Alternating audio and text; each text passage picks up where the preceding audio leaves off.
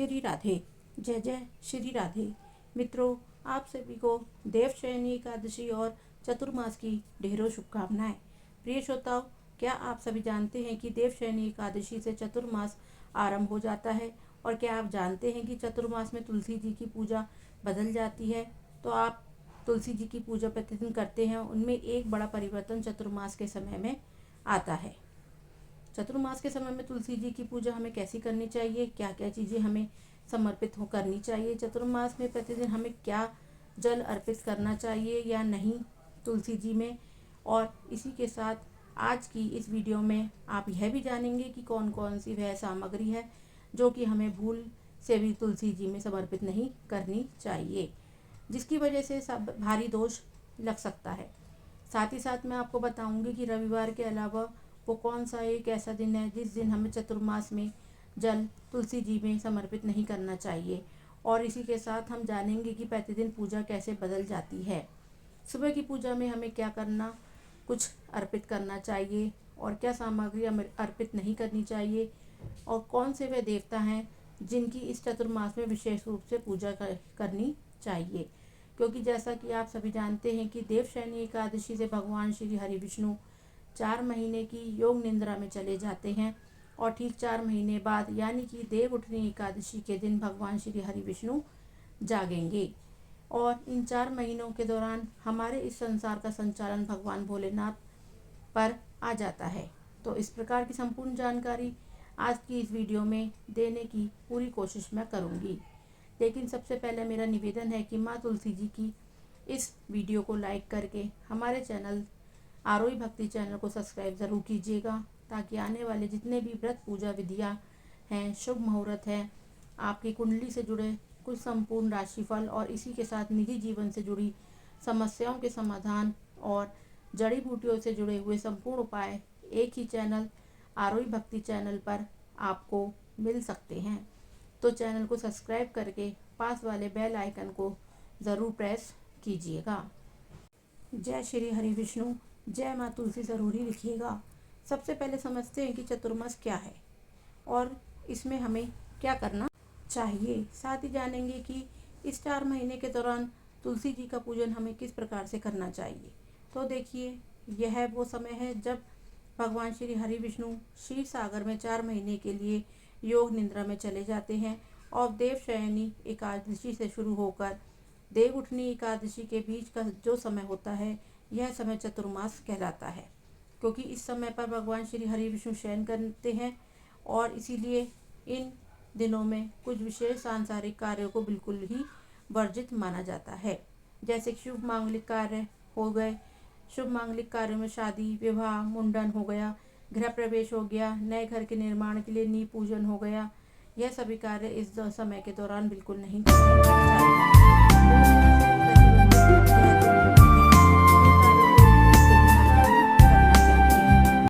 लेकिन कुछ ऐसे भी कार्य होते हैं जो चतुर्मास में बहुत ज़्यादा फलदायी होते हैं। इन्हीं में से एक कार्य भगवान का नाम जप करना और दूसरा है दान पुण्य करना। ब्राह्मण की पूजा करना, ब्राह्मणों को दान देना, गौ की सेवा करना, गरीबों की सहायता करना और तुलसी जी का पूजन करना। चतुर्मास में यह जितने भी कार्य मैंने आपको बताए, जितना ज़्यादा आप करेंगे उतना ज़्यादा आपको पुण्य फल प्राप्त होगा। और अगर मैं बात करूं देवताओं की, तो इस समय के दौरान भगवान श्री हरि विष्णु के ही स्वरूप भगवान श्री कृष्ण और भगवान भोलेनाथ की आराधना करना सर्वोत्तम माना जाता है। पहले मैं आपको बता देती हूँ संक्षिप्त रूप में कि प्रतिदिन की पूजा आपको किस प्रकार से करनी चाहिए और उसमें क्या क्या परिवर्तन होते हैं। और उसके बाद में बाकी के विषय में हम बात करेंगे तुलसी जी के पूजन से संबंधित। तुलसी जी के पूजन में सबसे ज़्यादा महत्व रखता है पंचदेव का पूजन करना। क्योंकि देखिए, मैंने बताया है कि चतुर्मास के दौरान बड़ा परिवर्तन तुलसी जी की पूजा में होगा। तो देखिए, प्रतिदिन जो आप अपने घर के मंदिर में पूजन करते हैं, आपने अपने घर के मंदिर में जिन भी देवी देवताओं को विराजमान किया हुआ है, जितना आप प्रतिदिन पूजन करते हैं, उनकी पूजा पद्धति में एक जो पहला आवाहन पूजा होती है वह नहीं करनी चाहिए। यानी कि चतुर्मास में देवताओं का आह्वान करके जो हम पूजन करते हैं उसमें करने से मनाही होती है। और मनाही इसलिए होती है क्योंकि इस समय पर भगवान श्री हरि विष्णु योग निद्रा में होते हैं और प्रतिदिन दिन की पूजा में विशेष रूप से जिन पंचदेवों की बात की गई है, वो पंचदेवों में श्री हरि विष्णु सूर्यदेव प्रमुख होते हैं।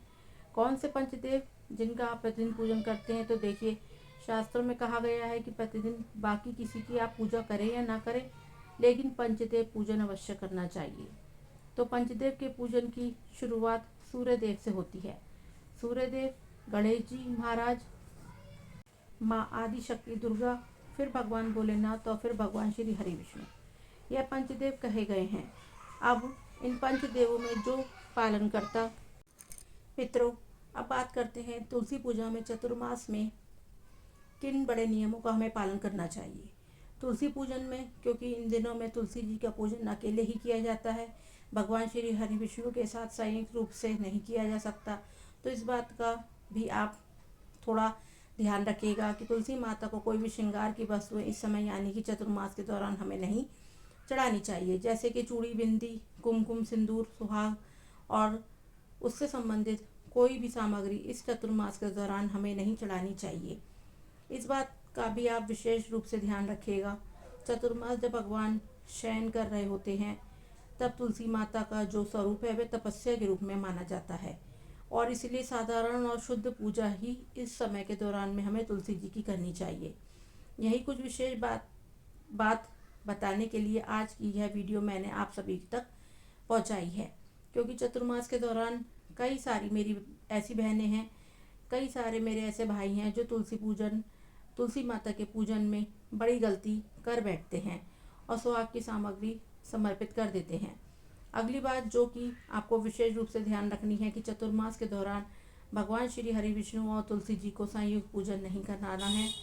ध्यान रखिएगा कि साल भर भगवान श्री हरि विष्णु, माँ तुलसी का संयुक्त रूप से पूजन सर्वश्रेष्ठ माना गया है, लेकिन चतुर्मास के समय में एक साथ इन दोनों का पूजन नहीं करना चाहिए। तुलसी और विष्णु का संयुक्त पूजन इस समय के दौरान भूल कर भी ना करें। तुलसी के अकेले ही पूजन करना चाहिए। यदि आप जाएं पुण्य प्राप्ति के लिए, उल्टा आपको दोष लग जाएगा। तो इस बात का भी आप सभी मित्रों, इस बात का भी आप ध्यान रखिएगा। और एक बार फिर से निवेदन करूंगी कि अगर जानकारी थोड़ी सी भी अच्छी लग रही है तो वीडियो को लाइक करके कमेंट सेक्शन में जय श्री हरि विष्णु, जय माँ लक्ष्मी लिखने के साथ इस वीडियो को हर हिंदू सनातनी के साथ शेयर ज़रूर कर दीजिएगा। शेयर ज़्यादा से ज़्यादा कीजिएगा दोस्तों, क्योंकि आपका एक छोटा सा शेयर किसी के कष्टों से उसे मुक्ति दिला सकता है और वह दोष मुक्त होकर आपको दुआएं ही देगा और आपको भी पुण्य की प्राप्ति होगी। अगली चीज़ जो है आपको ध्यान रखनी है वह है चतुर्मास के दौरान में तुलसी माता पर प्रतिदिन दीपक अवश्य ही जलाना। चतुर्मास के इन दिनों में तुलसी दीपदान के अत्यंत पुण्यदायी फल महत्व प्राप्त होता है। घी का दीपक हो तो सर्वोत्तम है, नहीं हो पाए तो तिल के तेल का दीपक भी आप जला सकते हैं। एक दीपक प्रतिदिन शाम के समय में अवश्य जलाइएगा। यह माँ लक्ष्मी को अत्यंत प्रिय है और इससे आपके घर में सुख, शांति और धन धान्य की वृद्धि भी होती है। और अब जान लेते हैं चतुर्मास के दौरान कौन से वह दिन है जब तुलसी जी की पूजा में जल नहीं चढ़ाना चाहिए। लेकिन उससे पहले एक बार फिर से निवेदन करूंगी कि सुंदर सी जानकारी हो तो वीडियो को लाइक करके कमेंट सेक्शन में जय श्री हरि विष्णु, जय माँ लक्ष्मी ज़रूर लिखिएगा। हाथ जोड़कर मेरा निवेदन है। साथ ही चैनल पर पहली बार आए हैं तो मेरी आवाज़ को पहले सुन रहे हैं तो चैनल आरोही भक्ति को सब्सक्राइब करके पास वाले बेल आइकन को ज़रूर प्रेस कीजिएगा। तो मित्रों, मैं बात कर रही थी चतुर्मास के किन दिनों में आपको तुलसी जी में जल नहीं चढ़ाना चाहिए। तो देखिए, सबसे पहले तो रविवार का दिन हो गया। इसके अलावा संक्रांति का दिन, द्वादशी, पूर्णिमा, अमावस्या और इसी के साथ साथ मंगलवार के दिन भी तुलसी जी के गमले में जल हमें समर्पित नहीं करना चाहिए और न ही इन दिनों में तुलसी पत्र तोड़ना चाहिए। इस दौरान इन बातों पर विशेष रूप से ध्यान रखिएगा। ठीक है, अब मैं आपको बताऊंगी कि अगर आप रोज़ भगवान श्री हरि विष्णु को तुलसी अर्पित करना चाहते हैं तो कैसे करें। तो देखिए, तुलसी पत्र आप पहले से तोड़कर रख लीजिए।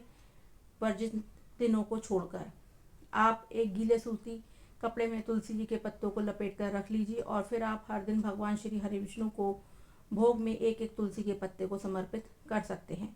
तुलसी पत्र 11 दिन तक भी आप बासी या खराब नहीं होते हैं। यह बात भी आप सभी नोट कर लीजिए। और अब जानते हैं तुलसी जी को जल कब और कैसे चढ़ाएं। तो देखिए, बाकी दिनों में जैसे आप जल चढ़ाते हैं वैसे ही चढ़ाइए, पर ध्यान रखिए रविवार और जो दूसरा वर्जित दिन है जो है मंगलवार का दिन, इन 2 दिनों में जल बिल्कुल भी नहीं चढ़ाना चाहिए। जल हमेशा दाईं ओर से चढ़ाएं। मंत्र आपको क्या बोलना है यह भी मैं आपको बताऊंगी। चतुर्मास का सबसे बड़ा लाभ है, मैं आप सभी को बताती हूँ। अगर आप इन 4 महीनों में तुलसी जी का दीपदान करते हैं, जल अर्पण करते हैं, मंत्रों का जाप करते हैं, दान पुण्य करते हैं, तो यह समय आपके लिए अत्यंत ही पुण्यदायी है।